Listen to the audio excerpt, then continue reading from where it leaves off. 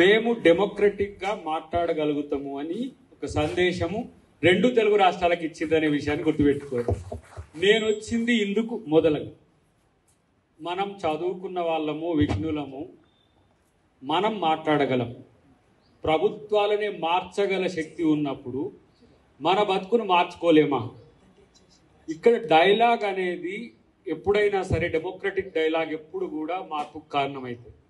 ఈ వాతావరణం ఎందుకు ఇక్కడ చెడిపోతుందనే ఉద్దేశంతోనే మొన్న నేను ఇక్కడికి వచ్చినప్పుడు కూడా, బోనాలకు వచ్చినప్పుడు కూడా, వీళ్ళు నా దగ్గరికి వస్తారు, నన్ను నిలదీస్తారు, నన్ను ప్రశ్నిస్తారని కూడా నేను ఊహించలేదు. కానీ ఆ ఊహించని పరిణామమైన నాకు ఆలోచన వచ్చింది.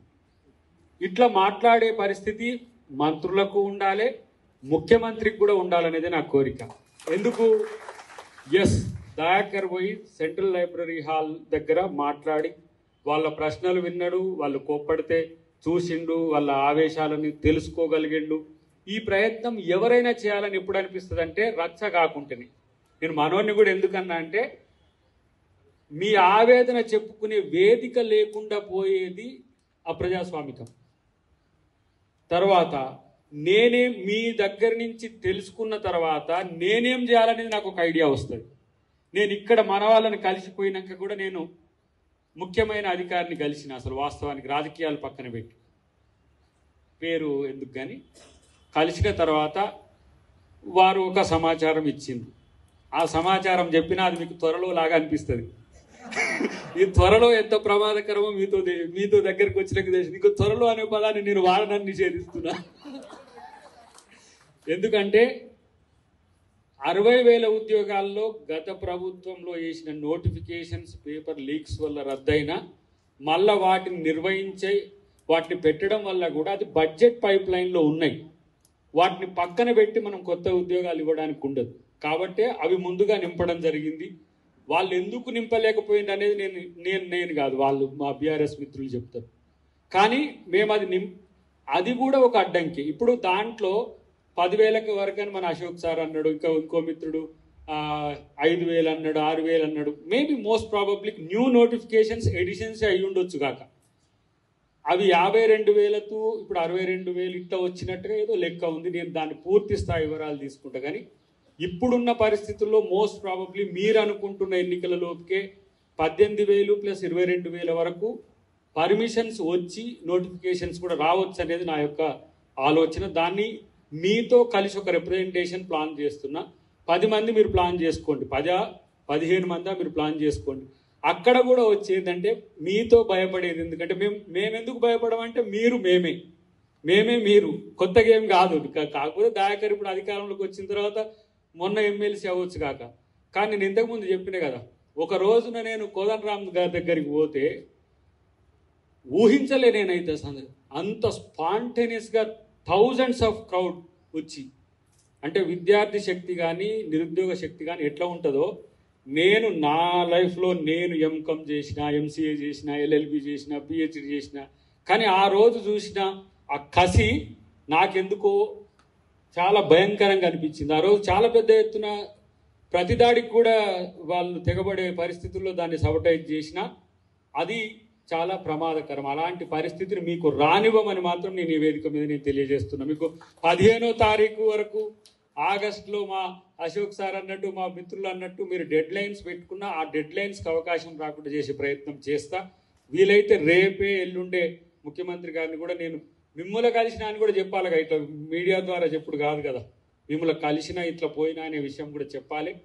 ఒకటి మాత్రం నేను గమనించింది ఏంటంటే, మేము తెచ్చుకున్న ప్రభుత్వంలో మాకు అవకాశాలు ఏవి? మేము మీకోసం రోడ్డున పడి తిరిగితే ఇక్కడ కుర్చీల్లో కూర్చొని రాసుకున్న వాళ్ళకు ఉద్యోగాలు వచ్చినాయి. మరి మా సంగతి ఏంటని మీరు మమ్మల్ని నిలదీసినట్టుగా కనపడ్డది ఇక్కడ. ఇదే కాకుండా 2 లక్షల ఉద్యోగాల, ఇంతకుముందు మన మిత్రుడు అన్నట్టు ఎంత మేరకు ఉన్నదో వాటి విషయాలు కూడా నా ద్వారా తెలియజేసే ప్రయత్నం చేయడం కాకుండా, జీపీఓస్ కూడా సంబంధించి నేను పెద్దలతో మాట్లాడిన, మీ కాడికి రావాలంటే ఏదో ఒకటి చెప్పకుండా నేను రావడం కూడా భావ్యం కాదు. కాబట్టి మీ రిప్రజెంటేషన్ మీరే ఎంచుకోండి. 10-15 ఎంచుకుంటే నేను ఒక 2-3 రోజుల్లో ఒక ప్రయత్నం పెద్దలతోనే చేస్తా. ప్రయత్నం కాదు, సీరియస్గా మీతో ఉండేట్టు చేస్తా. మీరేంటంటే ఎందుకంటే అందరూ మీతో భయపడుతున్నది, నేను వస్తున్నప్పుడు కూడా దాకా నువ్వు మరి లైబ్రరీ దానికాడికి పోతున్నావు, మళ్ళీ గొడవ అవుతుంది, రచ్చ అవుతుంది అంటే ఎవరి మీద గొడవ పెడతారు? మనోళ్ళు మన మీద గొడవ పెట్టడం కూడా మనం శత్రువులు లెక్క చూస్తామా? మన మన నిరుద్యోగులు, మన యువకులు తెలంగాణ కొరకు పోరాడిన రక్తం ఇది. ఎంత చైతన్యవంతమైన రక్తం. మాలాంటి వాళ్ళని ప్రశ్నించకపోతే మీరు ఇంకెవరిని ప్రశ్నిస్తారు? మేమే కదా ఆ రోజు మేము ఏ ప్రయోజనాల కొరకు ఏ జేఏసీలకు తెచ్చినామో నాకు తెలుసు. చెత్త ఏరుకునే వాళ్ళని కూడా జేఏసీలకు తీసుకొచ్చినాము. చెత్త జేఏసీ అని పెట్టి చిన్న చిన్న సంఘాలు వచ్చి ఆ రోజు మన కొరకు చేసింది. నేను ఏ ప్రభుత్వాన్ని నిందించడానికి ప్రయత్నం చేస్తలే, నా ప్రభుత్వం కరెక్ట్గా చేయాలని కోరుకుంటున్నాను. దానికోసమే మీ దగ్గరికి వస్తున్నాను నేను. లేకపోతే ఎందుకు చాలా మంది చాలా పోస్టులు తీసుకొని హాయిగా ప్రశాంతంగా ఇంత రక్కస్ కొరకు ఇంత రచ్చ కొరకు ఎవరు రారు. కానీ మేము ముద్దాయిలం కావద్దు ప్రజల ముందు. ఎందుకంటే ఏ ప్రయోజనాల కొరకు తెలంగాణను సాధించుకున్నామో ఆ ప్రయోజనాలు సాకారం కావాల్సిన అవసరం ఉంది. అది మీలాంటి వాళ్ళకు మేలు జరిగితే మీరు కదా తెలంగాణ భవిష్యత్తు. రేపు ఇలా ఒక కొత్త అంశం వచ్చింది, ప్రైవేట్ రంగంలో రిజర్వేషన్లకు సంబంధించి. ఇలా ఆంధ్రప్రదేశ్ ప్రభుత్వము 90% రిజర్వేషన్లు ఇస్తే మనం కూడా భూమిపుత్రులకు 80% రిజర్వేషన్లను అనుకున్నాం. కానీ అది చట్టరూపం దాల్చలేదు. దానికి సంబంధించిన అవసరం ఇప్పుడు చట్టరూపం దాల్చాల్సిన అవసరం ఇప్పుడు ఉన్నది. ఎందుకంటే కొత్తగా వచ్చే ఏ కంపెనీలోనైనా తెలంగాణ అస్తిత్వం, తెలంగాణ భూమిపుత్రుని యొక్క ముద్ర ఉండాల్సిన బాధ్యత అయితే ఉన్నది. అది మనం అందరం చేద్దాం. నేను కూడా ఎందుకు మీకు ఈ మాట ఇస్తున్నంటే, ఇక తెలంగాణ సాధించుకొని ఫ్రీ జోన్ ఉన్నట్టుగానే ఇక ఇప్పుడు కూడా ఉంటే తెలంగాణ ఎచ్చుడు ఎందుకన్నా ఆదిలాబాద్ బిడ్డ గోండు ఏడ్సే, నా ఖమ్మం బిడ్డ దళితుడు ఏడ్సే, నా మహబూబ్నగర్ బిడ్డ బీసీ ఏడ్సే. అసలు ఇక ఇన్ని ఉద్యోగాలు ఎవరికి పోతున్నాయి? లక్షల ఉద్యోగాలు, ప్రైవేట్ ఉద్యోగాలు వచ్చి ఎవరికి పోతున్నాయంటే టెక్నికాలిటీస్ పేరు మీదనో లేకపోతే మేధో వలస పేరు మీదనో. ఇప్పుడు హైదరాబాద్ అనేది ఇంటర్నేషనల్ డెస్టినేషన్ అయిపోయింది. తెలంగాణ వల్ల ముఖం కనపడడం కూడా సమస్య అయిపోతున్న పరిస్థితులు ఇవి. అదే ప్రైవేట్ రంగంలో రిజర్వేషన్లు ఉంటే చాలామంది దీంట్లో ఇంతకుముందు మా నాయకు మాట్లాడిండు నారాయణ ఖేడ్, ఆ ఆవేదన చూస్తుంటే మరి ఎవరికి చెప్పుకోవాలనే దాని దగ్గర ఇలా ప్రభుత్వంలో ఉండే నేను ఈరోజు ఎమ్మెల్సీగా ఉండొచ్చు గాక, నా స్ట్రేచర్ ఎంతున్నది, నా స్టేటస్ ఎంతున్నది, నా బలం ఎంతున్నది అని కూడా నేను కూడా చూసుకోవాలి కదా. మీ నుంచి వచ్చిన విజ్ఞాపనల విషయంలో నేను నిజంగానే తెలంగాణ ఉద్యమకారుణ్ణి అయితే నేను ప్రభుత్వంలో నా ప్రాధాన్యత ఉన్నది అని అనుకోవాలంటే మీ యొక్క అంశాలను నేను ప్రభుత్వంలోని ముఖ్యమంత్రి గారి నుంచి ఒక్క డిపార్ట్మెంట్ కాదు కదా, రెవెన్యూ నుంచి మొదలు పెడితే, ఎలక్ట్రిసిటీ నుంచి మొదలు పెడితే ప్రతి డిపార్ట్మెంటు ఇలా జాబ్స్కి సంబంధించి ముఖ్యమంత్రి గారు, డిప్యూటీ సీఎం గారు ఒకరోజు మీ సందర్భం మీతో మీ అంశంలోనే కోదండరామ్ గారు, రియాజ్ గారు, తర్వాత మన దయాకర్ గారు, ఇంకో వెంకట్ గారితో కలిసి మాట్లాడిండు. ఆ రోజు అంటే నాకు ఈ సబ్జెక్టు నేను అప్పుడు రాలేదు, ఇక్కడికి చేయలేదు కాబట్టి నాకు తెలియదు. కానీ వాళ్ళు కూడా చెప్పిండు, రియాజ్ గారు కూడా ఒక మాట చెప్పిండు. ఆ రోజు నుంచి పైప్ లైన్లో ఉన్న ఏంటి, అసలు ఇప్పుడు మనం వేయాల్సిన ఏంటి, బడ్జెటరీ పర్మిషన్స్ ఎంత మేరకు ఉంటాయనే విషయంలో త్వరలోనే త్వరలో ఈ 2-3 రోజుల్లోనే మీకు నేను మీ రిప్రజెంటేషన్కి చెప్పిస్తాను. నేను మీకు ప్రభుత్వానికి మధ్య వారధిగా ఉండడానికి నేను సిద్ధమని చెప్పి తెలియజేస్తున్నాను. ఆ విషయంలో నేను ఎందుకు ఇంత ఆతృత అనంటే, 100 ఫోన్లు నేను అటెంప్ట్ చేసేదానికంటే మీతో ఇక్కడ చర్చించేది మొత్తం తెలంగాణకు పోతుంది. ఇంతకుముందు ఉస్మానియా యూనివర్సిటీ వేదికగా ఉద్యమం నడిస్తే మొత్తం కాకతీయ నుంచి అంతా పోయినట్టుగా ఇలా ఆ పరిస్థితి ఇప్పుడు సెంట్రల్ లైబ్రరీకి ఇక్కడికి వచ్చినందుకు సంతోషం. ఇలా మా ఉపేందర్ రెడ్డి గారికి నేను థ్యాంక్స్ చెప్పుకుంటున్నాను. ఎందుకంటే నన్ను ఇక్కడికి బోనాలకు పిలిచి నా బోనం ఎత్తిండు కాబట్టి. లేకపోతే నేను వేరే పనులలో ఎంగేజ్ అవుతుంటే, ఈరోజు వేరే ప్రోగ్రామ్ ఉన్నా కూడా ఇక్కడికి వస్తా అని రాకపోతే మళ్ళీ నా క్రెడెన్షియల్స్ కూడా క్రైసిస్లో పడతాయి. కాబట్టి నేను ఇక్కడికి వస్తా అని వచ్చినందుకు మీరందరూ సహకరించిన తీరు, అడపాదడపా ప్రశ్నలు ఉంటాయి, అడపాదడపా ఆవేశాలు ఉంటాయి, దాన్ని అర్థం చేసుకోలేక కాదు. మళ్ళీ కూడా ఇక్కడికి రావడానికి నాకు అవకాశం ఉండాలంటే మీరు చెప్పిన అంశాలన్నీ కూడా నేను ప్రభుత్వం దగ్గరికి తీసుకుపోవాల్సిన అవసరం ఉంది. ఇది మీతో చెప్తున్నది కాదు, మీతో పాటు వీళ్ళతో కూడా చెప్తున్నా నేను. ఇది ఎందుకంటే మొన్న వచ్చి ఈడ అగపడ్డది అంత పెద్దగా ఏదో దయాకర్కు నిరసన సెగ దయాకర్ని అడ్డుకున్న విద్యార్థులని వస్తుందని నేను అనుకోలే. మరక మంచికే ఏంటి, అడ్డుకున్నది కూడా మంచికే. ఎందుకంటే మీకు మంచి జరగడం అంటే మనకు మంచి జరగడం అనుకునేటోళ్ళం మేము. ఫక్త్ పొలిటీషియన్ గానే దయాకర్ అంటోడు తెలిసినోడు కాదు కదా, దయాకర్ కూడా గట్లనే అయిండ్రా అని అనుకుంటారని ఆ మాట వద్దని మీ దగ్గరికి రావడం జరిగింది. కాబట్టి త్వరలోనే వీళ్ళందరితో కృష్ణ, నాకు శంకర్ వీళ్ళు ఇంతకుముందు టచ్ ఉన్నారు కాబట్టి ఇప్పుడు అశోక్ సార్తో మిగతా ఆడబిడ్డలు కూడా ఉన్నారు. వాళ్ళని రిప్రజెంటేషన్ మీరు ప్లాన్ చేసుకోండి. నేను రేపటి మధ్యాహ్నం వరకు ఇప్పుడు ఏంటంటే క్యాబినెట్ నడుస్తుంది కాబట్టి అందరూ ఆ పనిలో ఉంటారు. నాకు రేపు మళ్ళీ నేను కరీంనగర్ ఇన్ఛార్జిగా ఉన్నా కాబట్టి రేపు నాకు పని ఉంది కాబట్టి ఎల్లుండి పొద్దుగాల వరకు నేను చెప్పే ప్రయత్నం చేస్తా.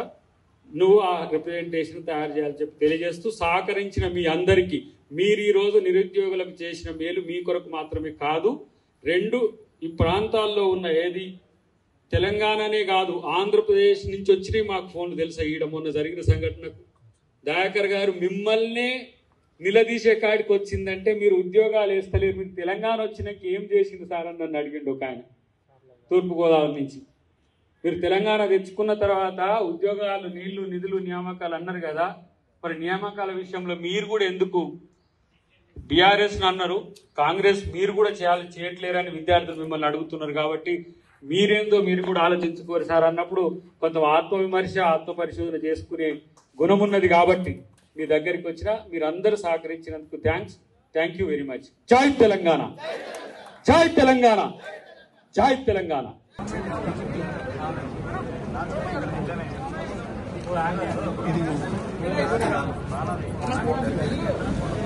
చెప్పిన ఈ అంశాన్ని నేను కూలంకుషంగా అన్ని నేను నోట్ చేసుకున్నాను. ఏ అభ్యంతరాలు, సమస్యలు, ఎలాంటి అంశాల పట్ల ప్రభుత్వం పట్ల ఆక్షేపణ ఉన్నది, ఆ విషయాలన్నింటినీ కూడా వివిధ డిపార్ట్మెంట్లతో పాటు గౌరవ ముఖ్యమంత్రి గారి దృష్టి కూడా ఈ అంశాన్ని తీసుకుంటూ త్వరలోనే ఒక స్టూడెంట్స్ రిప్రజెంటేషన్ కల్పించి వారి యొక్క సమస్యలు నేరుగా మా పార్టీ నాయకత్వంతో, మా ప్రభుత్వ నాయకులతో, ముఖ్యమంత్రి గారితో పరిశీలన చేస్తాం. ఎందుకంటే ఈరోజు వేసిన ఉద్యోగాల్లో అనుమానాలు ఉన్నాయి, వేయాల్సిన ఉద్యోగాల విషయంలో కూడా కొంత కన్ఫ్యూజన్ క్రియేట్ అయిందన్నట్టు వాళ్ళు భావిస్తున్నారు. కాబట్టి స్పష్టంగా మేము చేయబోతున్న అంశాలు నేరుగా ప్రభుత్వం. ఎందుకంటే ఇది విద్యార్థులు కానీ నిరుద్యోగులు కానీ మా ప్రభుత్వం అధికారంలో రావడానికి వాళ్ళు చేసిన త్యాగం ఏందో తెలుసు, వాళ్ళు చేసిన రాజకీయ ఉద్యోగం ఏందో కూడా మాకు తెలుసు. కాబట్టి దాన్ని మేము వాళ్ళ దగ్గరికి వచ్చి వాళ్ళ సమస్యలు విన్నాం, వాటిని పరిష్కరించడమే తరువాయిగా మా యొక్క కార్యక్రమం. పార్టీ కానీ అంటే పార్టీ అనుమతి కానీ ప్రభుత్వం అనుమతి తీసుకొచ్చి ఇప్పుడు నేను అద్దంకి దయాకర్గా ఇక్కడికి హైదరాబాద్ సంబంధించిన ఎమ్మెల్సీ. సో నేను ఇక్కడికి వచ్చినప్పుడు వీళ్ళు అడిగిన సమస్యలకు సంబంధించి నేను ఇప్పుడు ఎమ్మెల్సీగా వచ్చిన దీన్ని ప్రభుత్వానికి, పార్టీకి రెండు వాళ్ళకు కూడా వీళ్ళని కన్వే చేయడం, కోఆర్డినేట్ చేయడం నేను బాధ్యత తీసుకుంటున్నాను. విద్యార్థులకు ప్రభుత్వానికి, విద్యార్థులకు పార్టీకి మధ్య వాళ్ళు. ఎందుకంటే వాళ్ళు బస్ యాత్ర చేసినప్పుడు మమ్మల్ని జెండా ఊపడానికి కూడా మమ్మల్ని పిలిచిన రోజులు నాకు గుర్తున్నాయి. అట్ ద సేమ్ టైం వాళ్ళు ఉద్యమాలు చేసేటప్పుడు నేను పాల్గొన్నాను ప్రత్యక్షంగా. కాబట్టి ఆ పేగుబంధం అంటారు కాదు, ఆ బంధం వాళ్ళకు మాకుంది. కాబట్టి it's my social responsibility. I'm also one of the president of the organisation. Mala Mahanadu జాతీయ అధ్యక్షుడు కూడా ఉంది. దీంట్లో ఎస్సీ, ఎస్టీ, బీసీలు అందరూ ఉన్నారు. వాళ్ళందరినీ ఆ రోజు హామీలు ఇచ్చి మనం తెలంగాణ ఉద్యమంలో కూడా చేసాం. కాబట్టి డెఫినెట్గా ఇది ప్రభుత్వానికి, విద్యార్థులకు మధ్యన ఒక వారధిగా ఉంటుంది. వాళ్ళ సమస్యల పరిష్కారానికి నేనుగా చేయబోతున్నది సత్ఫలితాలు ఇస్తారని నమ్మకం నాకు. ఆ పనిలోనే రేపంటే ఆర్గనైజేషన్ పనులు కాబట్టి ఎల్లుండి వరకు నేను దీని విషయంలో సాగు. ఎందుకంటే నిరుద్యోగులకు సంబంధించి కాంగ్రెస్ పార్టీ గ్యాప్ ఎందుకు వచ్చింది? ముఖ్యమంత్రి గ్యాప్ ఏం కాదు. ఇప్పుడు ఇక్కడ జరిగిన సంఘటన మీరు చూసింది. ఉద్యోగాలు వేసినాయి, గత ప్రభుత్వంలో వచ్చిన నోటిఫికేషన్స్ అనేవి ఉన్నాయి. ఎందుకంటే వీళ్ళు అప్పుడు ప్రచారంలో ఉన్నారు, ఇక్కడ కూర్చొని చదువుకున్న వాళ్ళకి ఉద్యోగాలు వచ్చినాయి.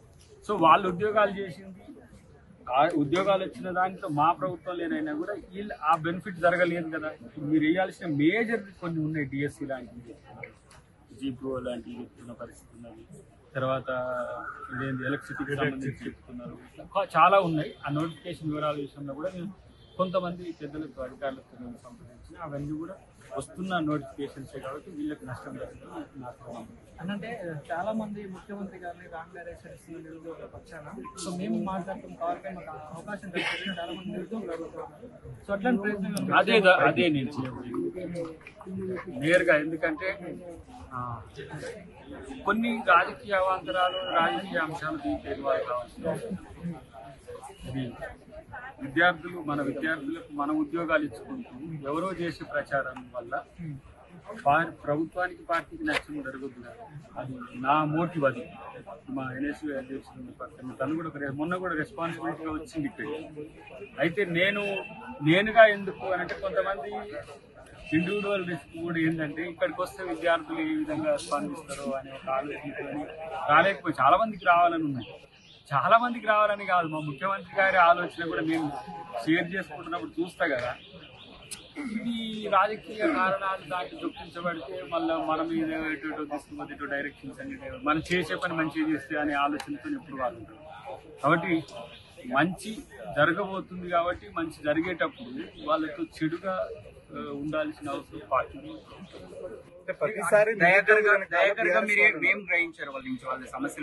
జెన్యూన్ గా కొన్ని ఇష్యూస్ అయితే చాలా డెప్త్ గా జియోస్లలో వచ్చే జియో 29 కానీ జియో 48 కానీ ఇంకా కొన్ని చెప్పిండ్రు, వాటిని అన్నిటి నోట్ చేసుకున్నా. వీటిలలో చిన్న చిన్న అంశాల ద్వారా చాలా ఎక్కువ నష్టం జరుగుతుంది. రోస్టర్ పాయింట్ ఇష్యూ ఒకటి.